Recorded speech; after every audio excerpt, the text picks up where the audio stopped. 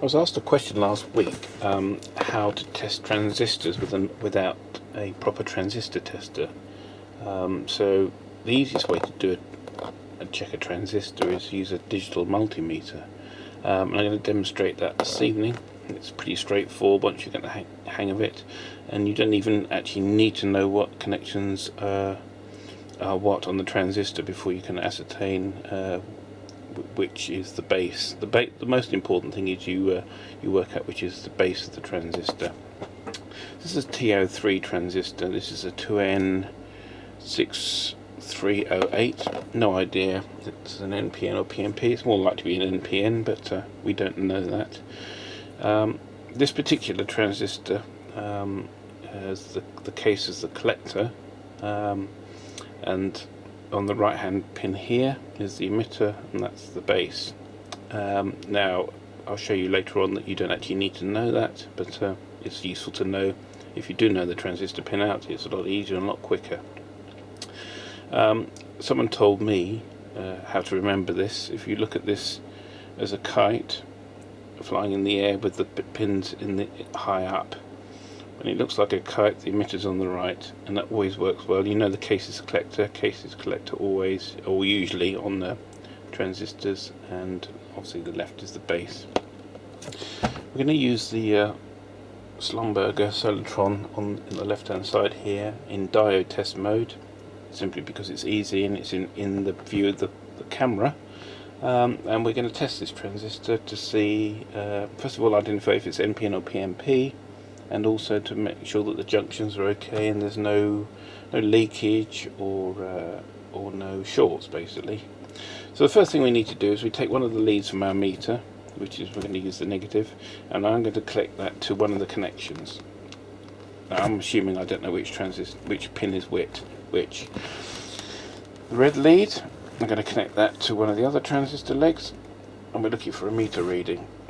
And we're on diode test on this voltmeter, and we see we've got no change on the indication of the meter at all. Okay, so we're going to go to the other transistor leg, and we've got something now. We've got an indication of 431 millivolts. So that's a voltage drop of 431 millivolts. So I can assume that that connection I've just made is correct because it's showing the figure. Okay. So what I'm going to do is I'm going to remove the black lead, and then I'm going to plug that to that lead, and we've got a 425 millivolt drop on that lead as well. So what that's told me is I'm across the two junctions of the transistor. The red lead is connected to the base, the black lead is connected to the emitter, and that previously it was connected to the collector. Now it's not possible to be able to tell which is the collector and the emitter, but all you're really interested in is which is the base and which are the other two junctions. So we've now ascertained that this transistor has a 425 millivolt drop across the base and the collector and the base and the emitter. So that's good. That shows, that's a good sign that this transistor looks like it's possibly okay. Now what I'm going to do is I'm going to swap the leads over. So I'm going to remove the black lead, I'm going to put that on the base, and I'm going to put the red lead on the collector, and we've got no indication. Okay, now we'll check the red lead on the emitter, no indication. Now that's good, because that shows that the transistor is acting like a double diode, which is what you really want. If you've got a reading the same that way, it means the transistor's leaky, and so likewise if you connect back up to the collector and it still shows an indication when you've reversed the leads, that transistor's got a problem. Okay, so we now know that this is the base, as we ascertained earlier on, and the other two are the collectors and the emitters. So we've got the reading back again. Now there's another test we need to do, and that is collector emitter short. Now what you want to do now is remove the base lead and go collector emitter, and again we've got no reading.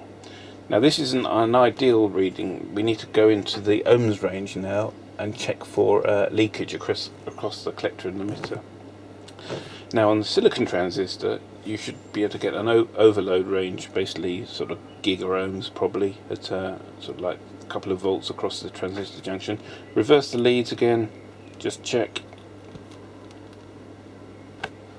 Open circuit, shows us this is a silicon transistor, and that's the figure you'll expect. There is a amendment to that, or a note I need to add to that in a moment. Now we go back to our transistor junction test as we did before. Now we know that in diode test mode we had a resistance or a voltage drop here of 427 milliamps. Okay. Now when we reversed it, as you remember, there was no conduction at all. Now what you can do when it shows no voltage drop, you can actually go back to the ohms range, and you'll still see overload. It's more off the scale. Now that shows me that this is a good transistor with no leakage, so this transistor is healthy. Now is it an NPN or PNP? Well, it's quite simple actually. If you imagine this is the base connection, and we know that if we go to diode mode again and we connect back to the base, so the red leads on the base, and the negative leads on the collector, and that's the emitter. That's an NP for the positive of the base. Imagine base is the middle one, and N. So whichever I do, the base is positive, so it's NPN. Likewise, if that was a PNP transistor, those leads would be reversed. So that's quite easy to remember, and it's also very useful for checking transistors when you're checking them in circuit, because you often get a voltage and resistances that are in circuit, diodes and resistors and things that affect the readings. If you know what the transistor is, you can work out that if it's a fault with something on the board, or it's actually the transistor's got a problem. Now, as I said, there was an additional note to this. This is a silicon transistor. With a germanium transistor, you'll get a slightly different figure, and the figure you'll get here is probably 220 millivolts, something like that, and you'll get that in the same sort of across the both the junctions as you did on here. So you'll get it across the base to the emitter, the base to the collector. It will be the same, about 200 millivolts. It varies between transistors and gains and things like that. You shouldn't get, in the diode test, you shouldn't get any leakage indication. But what you will get, if you go to the resistance range and you do a collector emitter test to see if there's any shorts on the collector emitter, on a germanium device, you'll get a resistance, and you probably get something like that, so like 10-11 meg, maybe less, maybe down to 6 meg, and even less than that on smaller smaller signal transistors. Now that's normal, that's what you expect. That's the sort of contaminants in the germanium itself, and that's perfectly acceptable for a transistor like that. A germanium transistor always has a bit of leakage, but in its diode test mode, when it's putting the smaller voltage across it and we're looking for voltage drop, you should get the similar figures you get to a silicon transistor, but they'll be probably 40-50% lower. So as I say, if you've got a 700 millivolt drop, you're probably looking for 300-400 millivolt drop on the germanium device. The other thing, of course, we've got the other transistors, the famous British Mallard or AF115s with the screen connection. Now you can do a normal test as we did just now with the testing the transistor normally, and then once you confirm that the transistor junctions are good, which they usually are on those transistors, then you go to the screen lead, and then you buzz out all the other connections on the ohms range, not on the diode drop mode. And if that shows any indication of leakage, then your transistors have got tin whiskers. Anyway, I hope that was of some use, and more to come.